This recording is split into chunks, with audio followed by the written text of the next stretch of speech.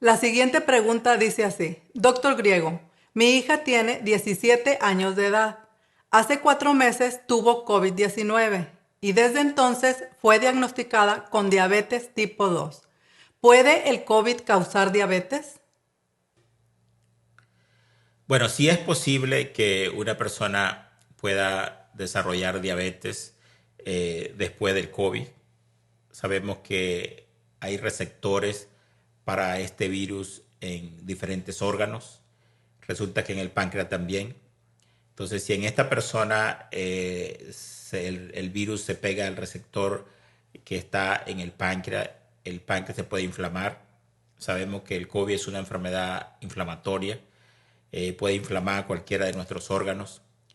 Al inflamarse el páncreas, la cantidad de insulina que ese páncreas produce puede ser por debajo de lo que el paciente necesita.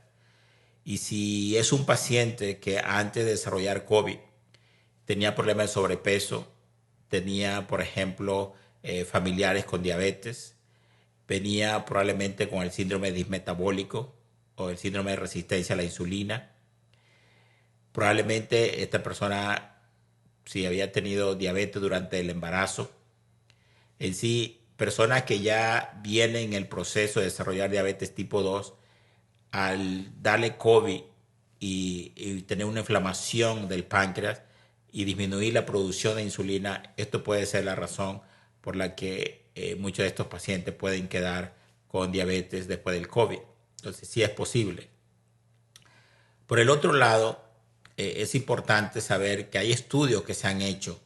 Hay un estudio que se publicó recientemente y se hizo en la India, eh, viendo pacientes hospitalizados por COVID y un porcentaje de ellos, un 5% en estos estudios, desarrolló diabetes. Entonces, pero la mayoría eran personas con factores de riesgo para el desarrollo de esta enfermedad.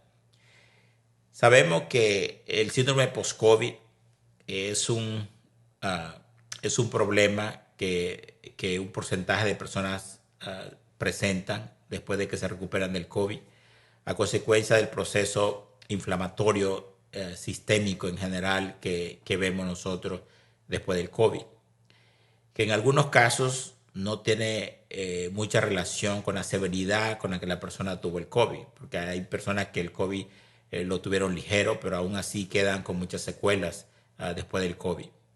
Entre esas secuelas puede haber problemas a nivel del hígado, el hígado se puede inflamar, entonces las pruebas de funcionamiento del hígado pueden estar alteradas, puede afectar los riñones y esta persona puede quedar con problemas de funcionamiento de sus riñones.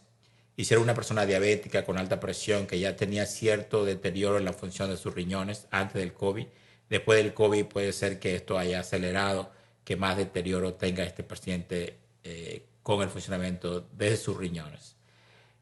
Por eso es importante que después de que usted se recupere del COVID, usted tenga un seguimiento médico, porque el médico va a hacer exámenes casualmente para ver si hay algún marcador de inflamación que esté alterado.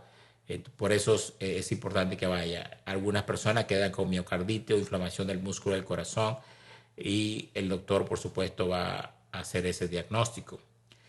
La persona puede que no tenga síntomas muy severos, pero sí al momento de hacer el estudio nos vamos a dar cuenta que si estos marcadores están muy alterados, hay ciertas indicaciones que tenemos que darle al paciente o bien hay que darle referencias con diferentes especialistas según el caso. Algunas personas quedan con dolores de cabeza, dificultad para concentrarse, con algunos problemas cognitivos, problemas con la memoria. Algunos pacientes, como con el síndrome post-COVID, pueden quedar con trastornos emocionales, ansiedad, depresión, dificultad para dormir. Algunos quedan con palpitaciones, taquicardias, aumento en la presión arterial. Algunos quedan con diarrea, mucho asco. Uh, y es importante que todo esto se tome en cuenta, porque algunos quedan con inflamación del endotelio, que es la capa interna de las arterias, y esto puede poner al paciente en riesgo de una trombosis. Entonces hay estudios de laboratorio que nosotros tenemos que hacer, como el CRP, el D-dimer, la troponina, la ferritina, el fibrinógeno. Es un examen de sangre que también nos ayuda a darnos cuenta si tenemos que hacer algo más por ese paciente. Todo esto se puede tener alterado sin que usted tenga síntomas. Hacemos radiografías de los pulmones, le podemos hacer un electrocardiograma, a veces un 2D eco, exámenes de sangre para ver cómo están las plaquetas, cómo está el hígado, cómo están los riñones. Todo esto es importante hacerlo después de que el paciente se recupera. Y hay tratamientos que en muchas ocasiones hemos tenido que usar, como la fluvoxamina, si quedaron con muchas alteraciones neurológicas, aparte de referirlo con el neurólogo, usualmente le damos la fluvoxamina, le damos esteroides de dosis bajas si hay todavía procesos inflamatorios. La ciproheptadina y el Montelukast nos ayudan porque a veces quedan con ciertas reacciones como producto de esa interacción inmunológica que nos puede ayudar. La melatonina como antioxidante y como algo que nos puede ayudar a que el paciente pueda dormir mejor es importante. Entonces, anticoagulantes a veces el paciente necesita y si no, le damos la aspirina de 325 miligramos, siquiera por 30 días. Entonces, estos pacientes requieren supervisión. Estos pacientes, aunque se hayan recuperado de la fase aguda de la infección, todavía están en peligro, todavía pueden tener secuelas inflamatorias de órganos vitales que necesitamos detectar lo más temprano que sea posible después que se hayan recuperado para darle el seguimiento y el tratamiento apropiado.